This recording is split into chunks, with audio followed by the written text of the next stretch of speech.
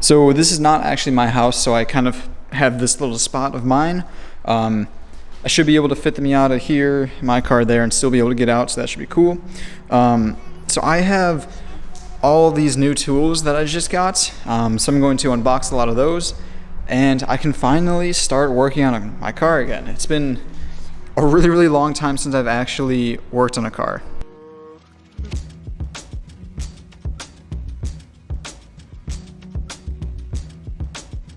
So I haven't gotten the most expensive tools, but I've gotten some that can do the trick. So I've got a Pittsburgh 1.5 ton jack. Hopefully this fits for my Miata, we'll see. Some Amazon jack stands, I have no clue what these are. They're pretty generic. Icon torque wrench, which kind of makes a very weird noise. Listen to this. It's pretty odd clicking, but whatever. I've also got a pretty large tool set. This was like $300 or so, and it comes with basically everything you could ever need. This is one thing that I didn't really want to cheap out on. I just needed something kind of generic that had everything. This is Pittsburgh stuff. This isn't sponsored by anything, but I think that they typically have pretty good quality. I mean, it's got everything. These are all out of order, but whatever. It's got all sockets, big sockets, like, yeah, screwdrivers. It's got Torx drivers up there, which is really nice. Bunch of wrenches right here. But yeah, that is my it's my starting toolkit. So what am I doing today? Well, I kind of have to make a choice. I can do the brake pads, I can clean up the headlights, or I can do a catback exhaust. So I don't know. A lot of me wants to just do the catback exhaust, so I think we're gonna start with that, just for fun. So if you remember my old GTI, I had a Beluga Racing catback. I absolutely loved it, so I got the exact same one again. However, I'm not going to be doing a downpipe. This is basically it for the exhaust. I'm gonna put an intake in, but other than that, that's essentially the only mods that I'm doing.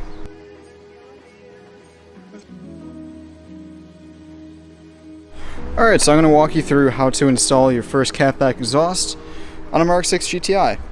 So obviously jack the car up, get it to where it's safely in the air. So one thing that is awesome about this car is that it's from Georgia, which means that there is minimal amount of rust on this car. Like, that is nothing for an 8-year-old car. That's amazing. Like, sure, you can see it a little bit right there, but that's not much.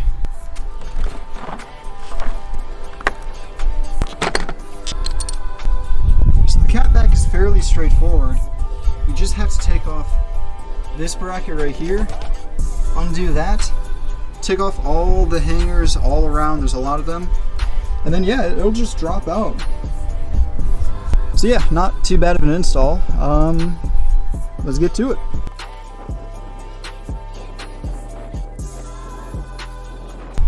So remember how I was talking about my tools and like they're all brand new? I don't have WD-40. Like the most simple thing in the entire world, I don't have it. So I'm going to bike to Home Depot and pick some up because I really don't want to jack this car up again. Yeah, definitely double check that before you start working on a car.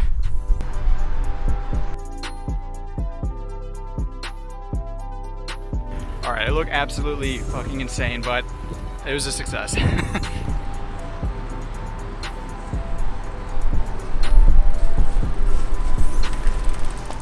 Okay, so I'm back from Home Depot. They didn't have an exhaust hanger tool, but they had some WD-40, so we'll just have to do it by hand. Okay, so now you're just going to be taking this clamp off.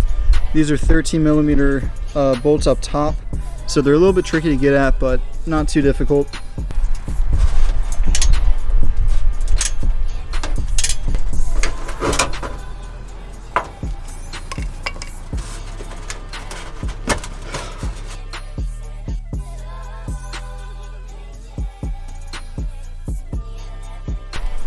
Okay, so I've taken the two right next to that little fitting, the one over there, off. So now I just have this guy right there. There it goes, you can see it now. Up there, as well as right there. So on this hanger, you can actually unbolt it from the top right there. That way it's easier to take it off. So that's what I'm gonna do.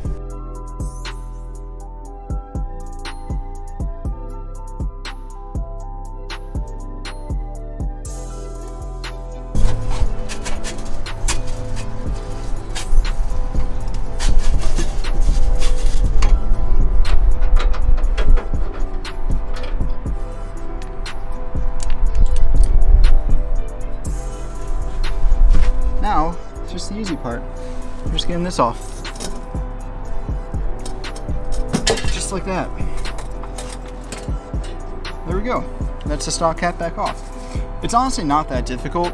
I mean, it takes me, that was probably about like 45 minutes to an hour. The hardest part of the hangers, if you have the actual removal tool, I'll put a little picture of it here.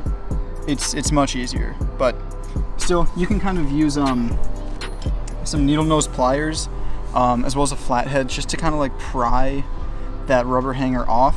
As long as you don't, you know, cut it or anything like that, it just goes on normally. You just need to hold the exhaust up. That's it. So you can mangle it a little bit, just a little bit.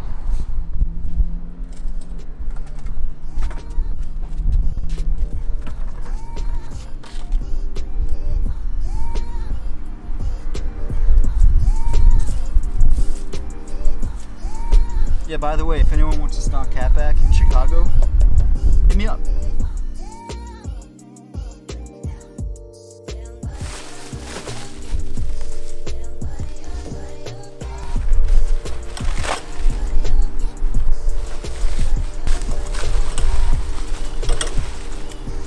Alright, so exhaust is all unpacked. Give you guys a closer look. So here's the part that connects to the downpipe. Pretty standard.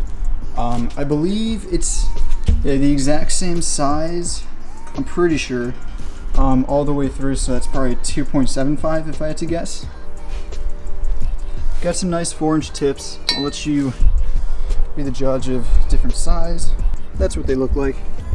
It's a bit bigger, but yeah, I think it'll look way better. And now we have the giant dual mufflers. I love the way these look on the back of the car. You'll kind of see it when it's finally in, but these poke out and they just look really good. And they also quiet down a lot of the harsh frequency, so you don't really get too much drone with these, which is very, very nice. But yeah, time to throw this guy in the car, which I'm probably just gonna put you guys on time-lapse mode because it's the exact same thing, just do the reverse.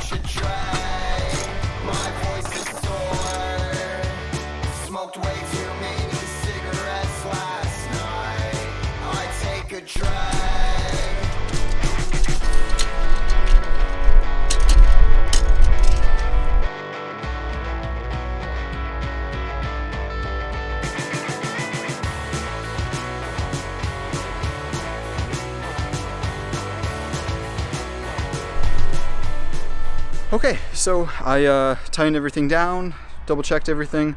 We're going to start it up, see if there is any exhaust leak. That's always kind of a little, like, you start it up, you check, and then see. Hopefully there isn't, and yeah, hopefully it sounds really good. We'll see. So let's get the first startup.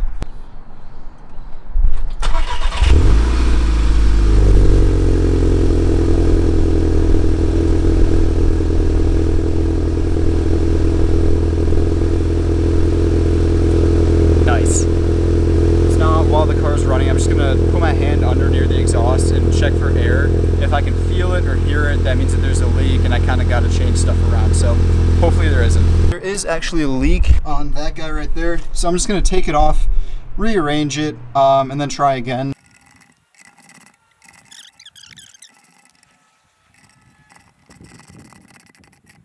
Okay, so we're going to start it up and see if it still leaks. Do you like this view, by the way? You can see right up my nose.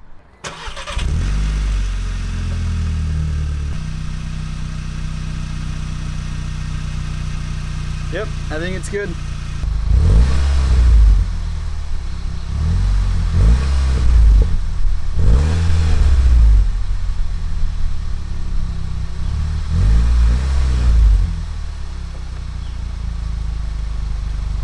All right, that's nice. I'm gonna let it warm up and then we'll take it for a drive. All right, let's get the full effect because today is so nice. And I think next week is supposed to be like all 50s. The trunk is still open, so let's close that. Okay, so hopefully you guys will be able to hear me pretty well with the windows open. You should be able to. I have a GoPro on the back that's gonna get some sound. Keep in mind the GoPro audio sucks, so what you hear probably isn't actually going to be how it sounds, but it'll be like a good noise for you guys. Yeah, the Miata is coming eventually. It's logistically tough to get it here. It's a 5-hour drive, and that car is pretty bad for 5 hours. And I just, yeah, it's tough. So we'll pop it into manual mode. It's still pretty quiet. I downshifted a bit there. I heard a little bit more. Yeah, a bit more there. It's not that loud, really, truly. You hear a little more burble in the shifts, which is very nice.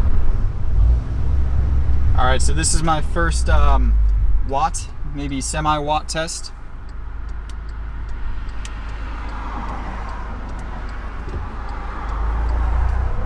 See how this sounds.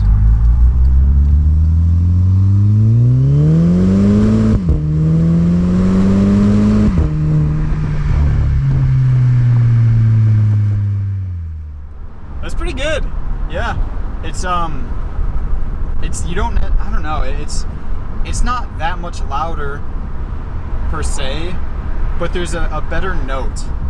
Before it was kind of just whooshy, and now there's a little bit of actual deep tone to it, which is what I want. That's awesome.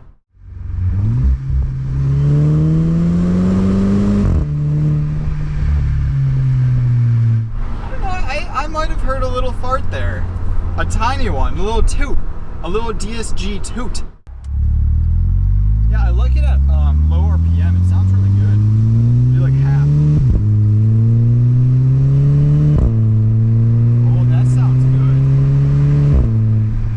That sounds really good, actually. Like the half throttle stuff sounds actually way better than Watt for whatever reason. I think that might be the Soundaktor mixed in. Like the little, the electronic audio, the pumped in stuff.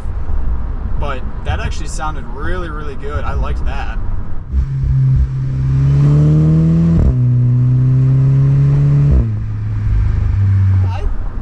This is good. This is the perfect exhaust for a daily.